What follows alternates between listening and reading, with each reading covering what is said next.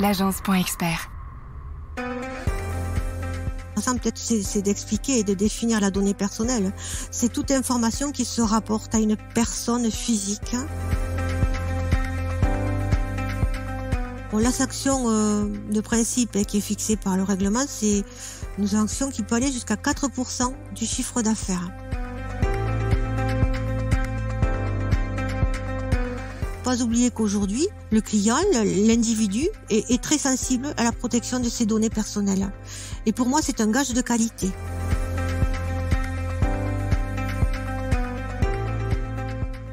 Seul on va plus vite, ensemble on va plus loin. Je suis Rudy Brovelli, passionné par l'entrepreneuriat et fondateur de l'agence.expert, une agence de communication spécialisée auprès des experts comptables. Avec le podcast Place à l'expert, j'ai le plaisir d'échanger tous les mois avec un expert dans son domaine d'activité. Un expert comptable, un notaire, un avocat, un assureur et bien plus encore. Mon objectif est de nous apporter un maximum de solutions et d'astuces pour faciliter et pour améliorer notre quotidien d'entrepreneur. Ensemble, grâce aux conseils de nos experts, faisons décoller notre business. Et tout de suite, place à l'expert. J'ai le plaisir d'accueillir sous ma scie Carole Roger, experte en RGPD, consultante formatrice à la Chambre de commerce et d'industrie depuis 2003. Elle est maintenant DPO, externe auditrice et formatrice RGPD dans sa propre agence de conseil, CR Conseil. Elle accompagne ses clients dans le processus de mise en conformité RGPD.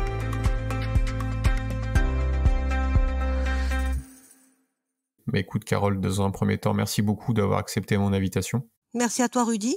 Avec plaisir. En préparant cet épisode, j'ai pu constater que 65% des TPE-PME n'avaient pas mis en place le RGPD. Et ben donc tout simplement, j'ai souhaité plutôt ta participation à Place à l'expert, Carole, pour nous expliquer si déjà dans un premier temps, nos entreprises sont concernées par le RGPD, et ensuite, pourquoi le mettre en place au sein de nos sociétés et quelles sont les étapes pour la mise en place du RGPD au sein de nos sociétés.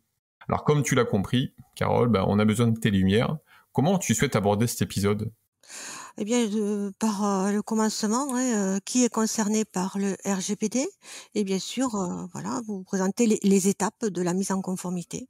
Ok, c'est intéressant. Alors quand tu dis qui est concerné par le RGPD, est-ce qu'on parle de taille d'entreprise ? Est-ce qu'une association aussi peut être concernée par le RGPD ? En fait, voilà, déjà, voir un petit peu par rapport à cette structure qui, en fait, doit être en règle par rapport au RGPD.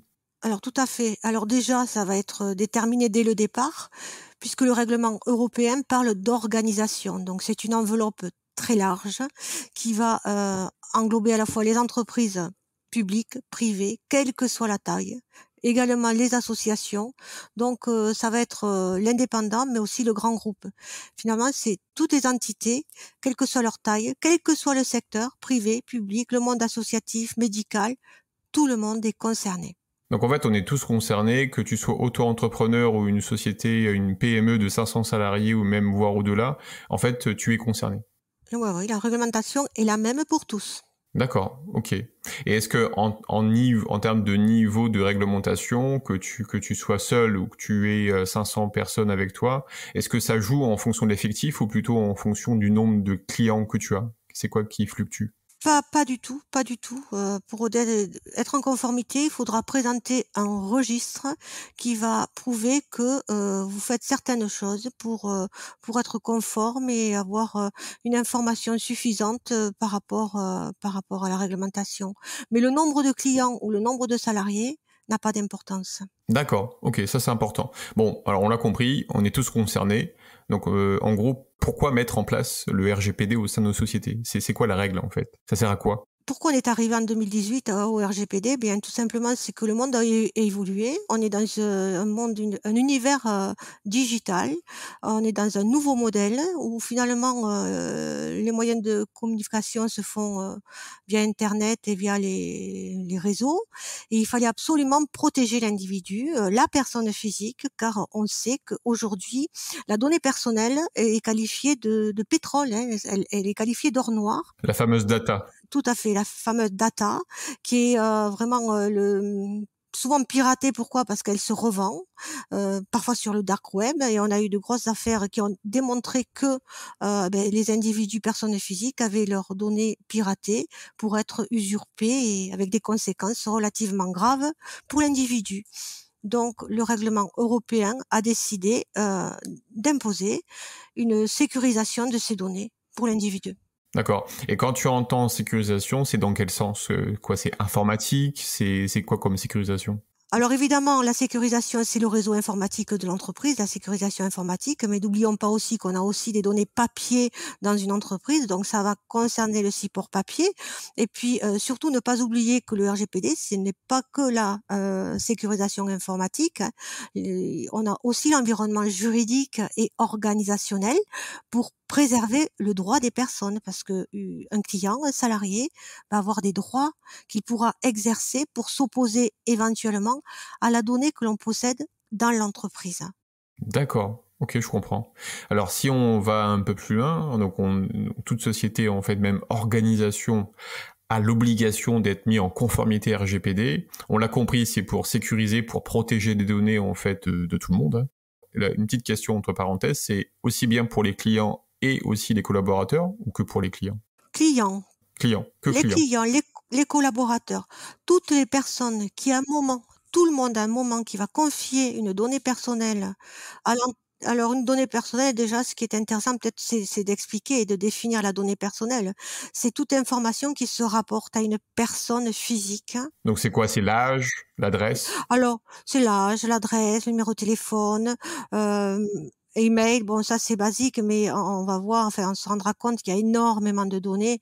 Vous avez aussi la géolocalisation, la vidéosurveillance, la voix, l'image, voilà, c'est pas que le nom, l'adresse, voilà, si je prends l'exemple par exemple d'un transporteur qui a des, chauffeurs routiers qui vont se déplacer, ces personnes-là sont géolocalisées. Donc c'est une donnée personnelle et ces personnes-là, ces salariés, doivent absolument, en être informés. D'accord. Mais c'est une donnée personnelle dans le cadre de leur activité, de leur travail. Donc même ça, en fait, ils ont quand même, ils doivent être informés le fait qu'ils Tout sont à fait, géolocalisés. D'accord. bien sûr. Alors, bah, si on a compris tout ça, en gros, voilà, moi je suis une société. C'est quoi la démarche? Qu'est-ce qu'il faut que qu'est-ce qu'il faut que je fasse? Sur qui Alors je dois qui dois-je contacter?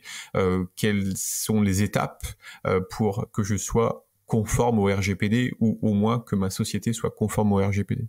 alors Par définition, c'est en interne en entreprise que l'entreprise doit désigner une personne qui sera amenée donc à faire toutes les démarches. Mais comme c'est quand même un travail de fond, hein, puisqu'on a quand même pas mal de process, à définir, à identifier le flux de données personnelles.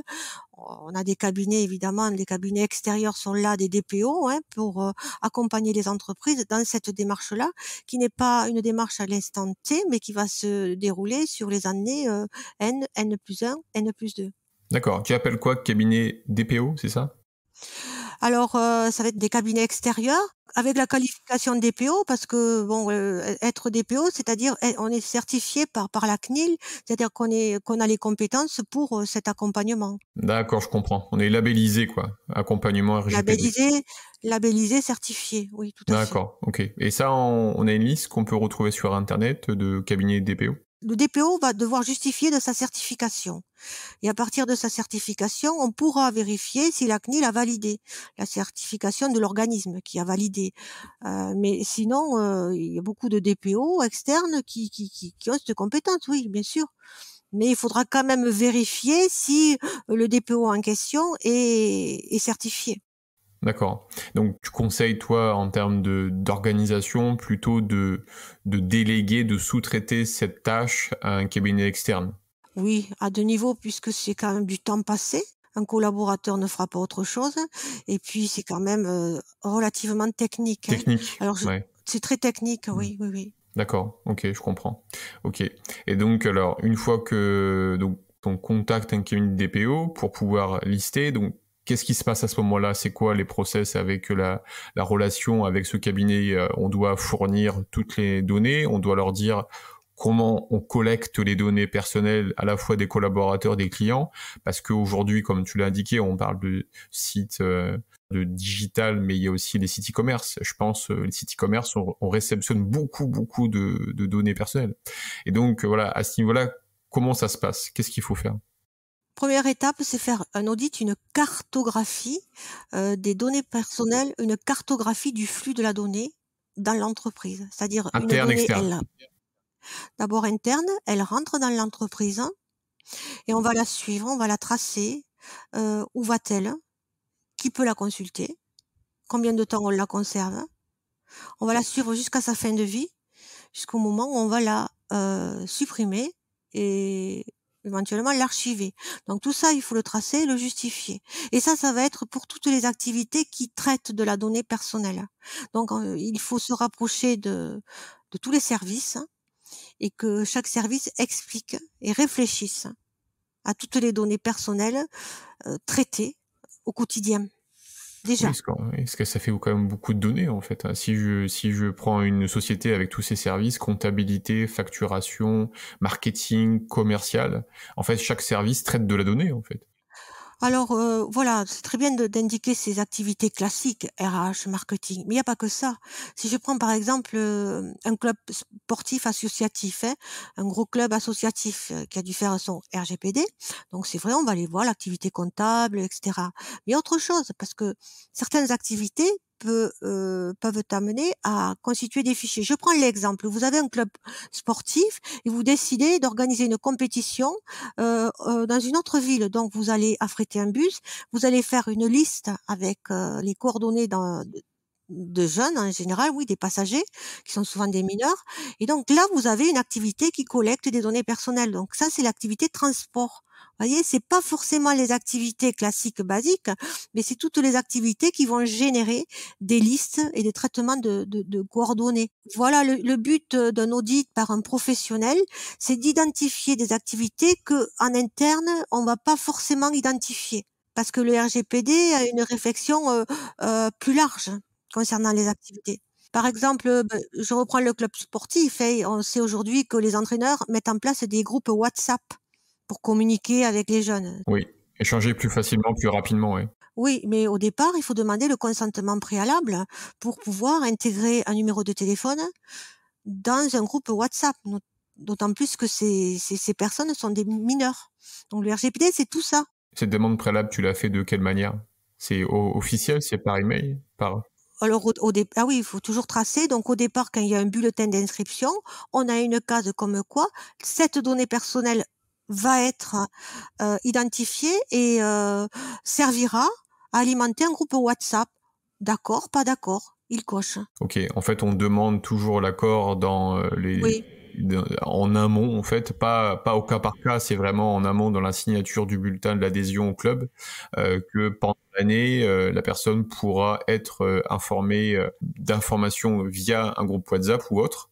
Et dans ce cas-là, il coche ou pas, et en fonction, bah, s'il coche, il est dans le groupe, s'il coche pas, il est pas dans le groupe, c'est ça? Voilà. Donc il faut raisonner en amont, demander l'autorisation, une information préalable. Ça, c'est un des principes, mais il y en a beaucoup, beaucoup. D'accord, ok, ouais. Donc, audit, une fois qu'on a fait l'audit, c'est quoi l'étape suivante? Alors, on a fait l'audit, on a vraiment connaissance de toutes les données personnelles qui circulent dans l'entreprise et on va consigner tout ceci dans un registre. On appelle ça un registre de traitement. C'est-à-dire qu'à partir de là, si vous avez un contrôle de la CNIL, alors j'ai pas souligné ce qu'était la CNIL, mais la CNIL, c'est la Commission nationale informatique et liberté, c'est le gendarme français de la protection de la vie privée et des données personnelles en général. Donc si vous avez un contrôle, l'entreprise qui a un contrôle CNIL, on va lui demander quoi? Le registre. Le registre. Et le registre, c'est sous forme papier ou numérique? Numérique et papier, il est évident qu'aujourd'hui, si on parle de RGPD, on va plutôt favoriser un support numérique. Alors vous montrez l'état des lieux, puisque finalement le premier registre au départ, c'est l'état des lieux. Donc on se doute que c'est pas en conformité totale, mais à partir de là, on ne peut plus sanctionner puisqu'on est dans la démarche de mise en conformité. Voilà, c'est le premier document qui déjà vous permettra d'éviter une sanction. Et ce document, ce registre, qu'est-ce qu'il raconte en fait? Alors ce document va, par activité, expliquer pourquoi on collecte cette donnée. Qui va avoir accès à cette donnée? Combien de temps va-t-on conserver cette donnée? Que fait-on de cette donnée une fois qu'elle n'est plus utile? On va vraiment tout expliquer et tracer. Mais ça veut dire que ce registre, il vit en fait au fil de l'eau. Il vit, c'est-à-dire que le RGPD, c'est pas une conformité à l'instant T, mais une conformité tout au long de la vie de l'entreprise. Non, mais c'est ce que j'essaie de comprendre, c'est quelque chose en fait qui, je prends quand tu disais il y a telle personne en fait qui peut consulter en fait cette information. Je prends l'exemple de Chantal qui part en congé maternité, donc elle est remplacée par Émilie. C'est-à-dire qu'il faut rajouter en fait sur le registre que Émilie, pendant le temps du congé maternité de Chantal, elle pourra consulter, c'est ça? Tout à fait. Donc Et c'est si on quelque va chose qui vit tout le temps en fait, tout le temps, tout le temps, Ça tout le vit tout temps. le temps. En parlant de ça, justement, on s'aperçoit que dans une entreprise, une information, elle est accessible à beaucoup de personnes, mais tout le monde n'a pas à avoir accès. Donc, les conseils après qui seront apportés, c'est d'habiliter certaines personnes à certaines informations pour cloisonner. C'est la protection de la vie privée. Et oui. Avec des accès privés en fonction de ce qu'ils peuvent accéder, ce qu'ils peuvent voir, quoi. Et alors ça c'est intéressant, c'est parce qu'il y a l'audit, bon ça c'est du one shot, mais ce qui est mis à jour au fil de l'eau, qui s'en occupe? Qui fait ça? Alors, c'est le cabinet privé ou en interne, et c'est là que les difficultés commencent, parce que ce registre a fait un état des lieux, finalement un état des lieux qui montre que beaucoup de choses sont à améliorer.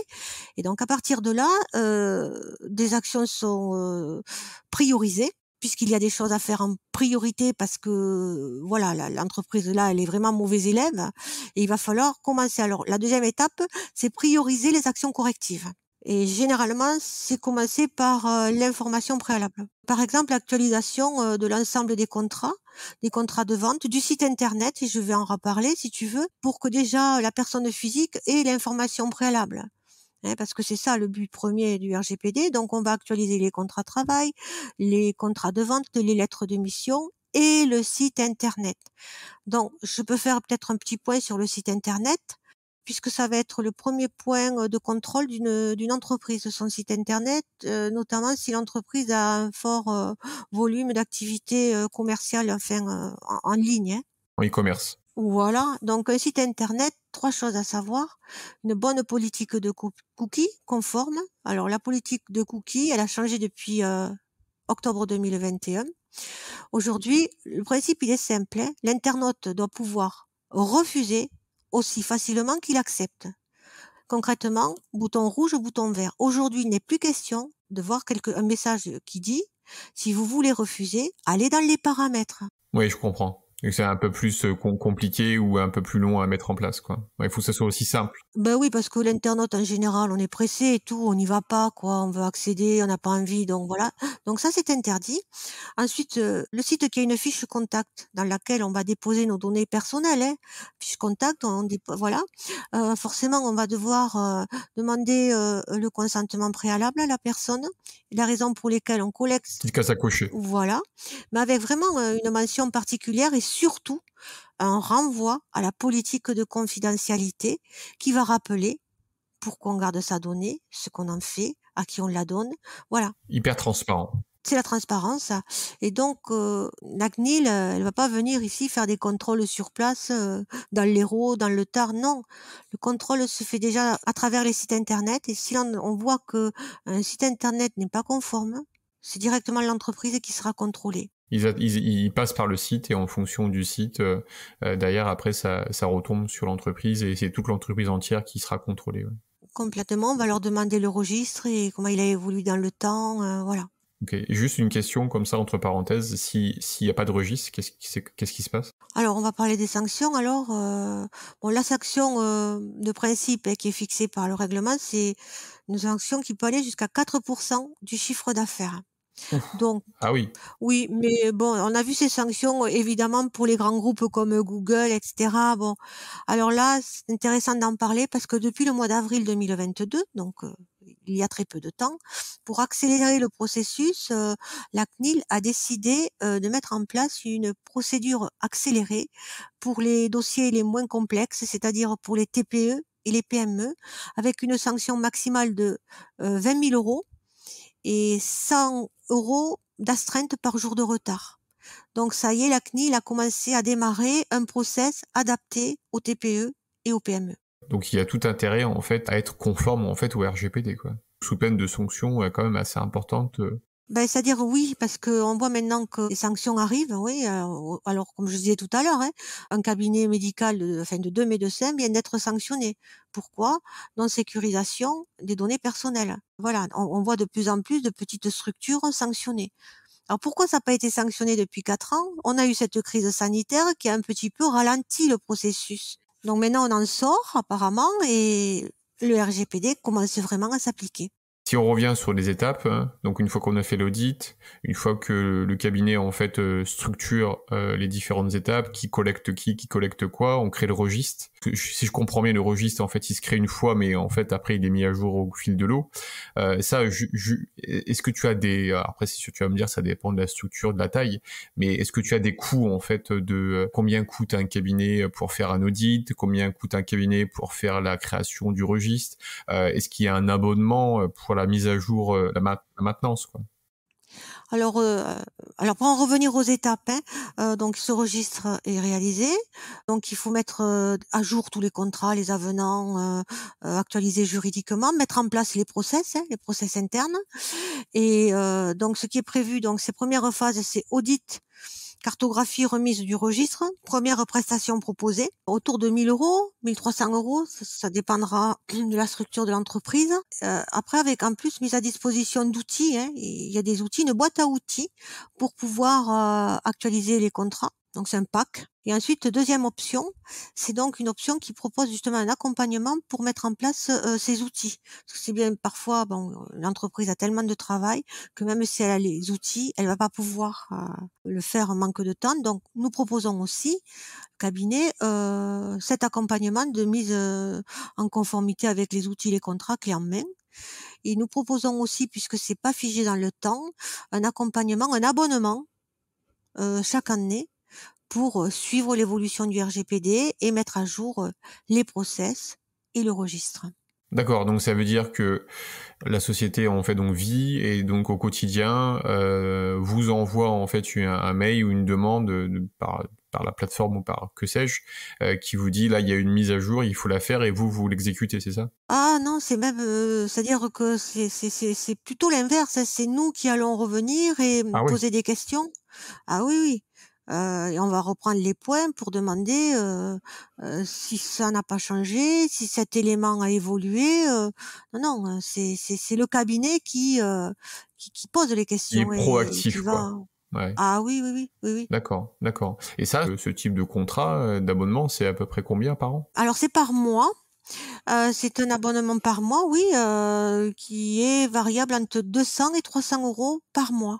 D'accord, OK. Avec, une visite voilà, sur site, et ça c'est très important, le N+1, hein, parce qu'on va voir comment évolue ce qui a été, constaté, l'année N. Imagine, je suis un fleuriste, donc j'ai les 1 300 € sur l'audit, et le registre et après tous les mois, en fait, ce fleuriste, va payer cet abonnement ou Enfin le fleuriste, alors on va voir, si c'est un fleuriste, il est seul, entreprise, auto-entrepreneur, entreprise individuelle, peut-être qu'avec le départ, s'il y a peu de salariés, c'est peut-être pas la peine d'avoir recours à un abonnement, hein. D'accord, Alors donc tu veux dire que après l'abonnement, oui. il est en relation avec la vie de Ah oui, l'entreprise, oui. c'est ça? Ah ouais, oui, avec la vie quand il y a plusieurs services, OK. voilà. Donc tu veux dire qu'une TPE entre guillemets de moins de 10 salariés, l'idée ça serait peut-être que l'audit c'est déjà un premier pas avec le registre et après à Oui. voir si l'activité est suffisante pour aller chercher en fait un abonnement, c'est ça? Alors après ce qui est proposé, ce que nous proposons, c'est, de la formation. D'accord. C'est-à-dire une journée pendant laquelle on va regarder, ce qu'on pourrait faire pour, actualiser ce registre, hein, et avoir, une vision, globale, ça sera plus facile. Donc c'est de former quelqu'un au sein de l'entreprise pour qu'il puisse gérer ça à X% de son temps de travail? Oui et puis ce qui est intéressant, c'est que c'est des formations qui sont généralement prises en charge par les OPCO. Ah ça c'est intéressant, ouais. Et oui et donc voilà, on peut former et pendant la formation, on actualise. D'accord, tu veux dire que tout cabinet en fait, DPO, ont la capacité d'avoir une prise en charge ou c'est vraiment au cas par cas? Je pense que oui, En règle générale? par principe, en règle générale, surtout pour le RGPD, les OPCO, prennent en charge, hein, la démarche. OK. Et l'audit, pareil ou pas? Non, c'est pas une formation, c'est peut-être Et pas non, c'est pareil. pas une formation. Mais ouais, c'est Mais pas non, pareil, ouais. Donc ça, c'est pris en charge par l'entreprise, quoi.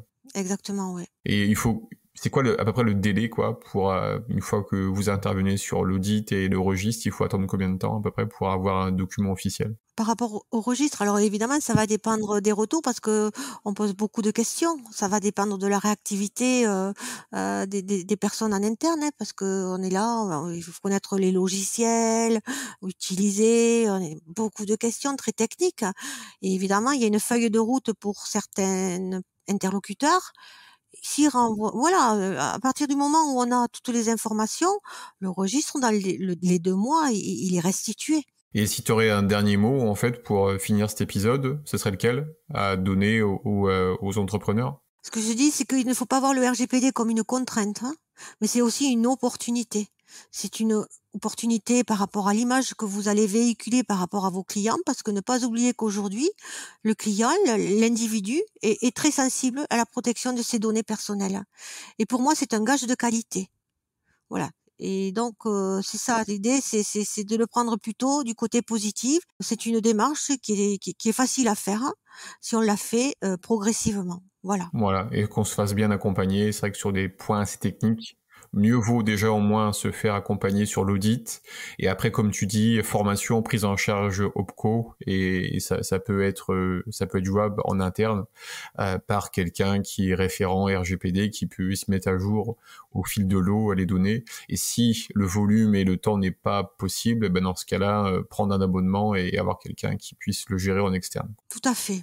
Ok, super. Bah, Carole, merci beaucoup pour ces conseils. Je pense qu'en avis, on voit déjà, c'est bien plus clair déjà. Merci Rudy, hein. Avec plaisir. Et je pense qu'en avis, on aura l'occasion d'aller chercher un peu plus loin parce que je pense que tout ça, ça va encore évoluer au fil des années.